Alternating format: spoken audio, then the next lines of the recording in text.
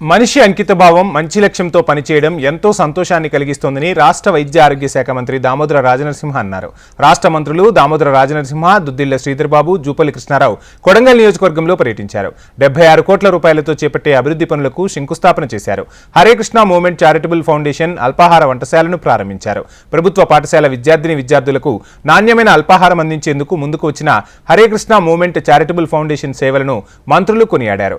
వికారాబాద్ జిల్లా కొడంగల్ నియోజకవర్గంలో 8 మండలాలు కొడంగల్, బొమరాజ్పేట, దుద్యాల్, దౌలతాబాద్, నారాయణపేట జిల్లాలోని గుండంల, కోస్గి, కొత్తపల్లి, ముద్దూరులోని 312 ప్రభుత్వ పాఠశాలల్లో 28,000 మంది విద్యార్థులకు అల్పాహారాన్ని అందించడం మంచి పరిణామమన్నారు. ఈ కార్యక్రమంలో జిల్లా collector Prateek Jain, housing corporation chairman Gurunath రెడ్డితో పాటు పలు నియోజకవర్గాల ఎమ్మెల్యేలు పాల్పంచుకున్నారు.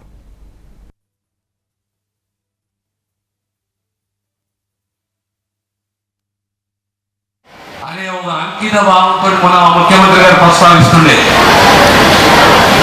ఒక విద్యాశాఖ ముఖ్యమంత్రిగా ఉన్నా, విద్యాశాఖ మంత్రిగా ఉన్నా ఎలాంటి ఇబ్బందులు లేకుండా ఈరోజు శాఖని నేను నడిపిస్తున్నాను. అదే రకంగా హెల్త్ డిపార్ట్మెంట్ కూడా అదే అంకిత భావంతో దామోదర రాజనరసింహ గారు నడిపిస్తున్నారని చెప్పి నాకు అభినందన తెలియజేశారు.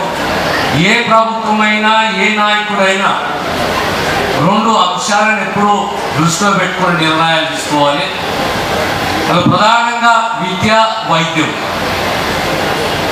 సామాజిక ప్రజానీకానికి అవసరమైనవి ఇవి 2. ఒకటి విద్య, ఒకటి వైద్యం. నేను అదృష్టంగా భావిస్తాను. సుమారు 7 సంవత్సరాలు 8 సంవత్సరాలు విద్యాశాఖ మంత్రిగా ఉంది.